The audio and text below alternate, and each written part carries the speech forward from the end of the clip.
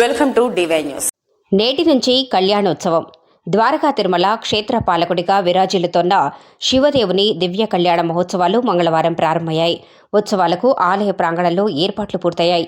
కళ్యాణ మహోత్సవాల్లో భాగంగా ఈ నెల 5న స్వామిని పెళ్లి కుమారుడిగా, అమ్మవార్లను పెళ్లి కుమార్తెలుగా ముస్తాబు చేస్తారు.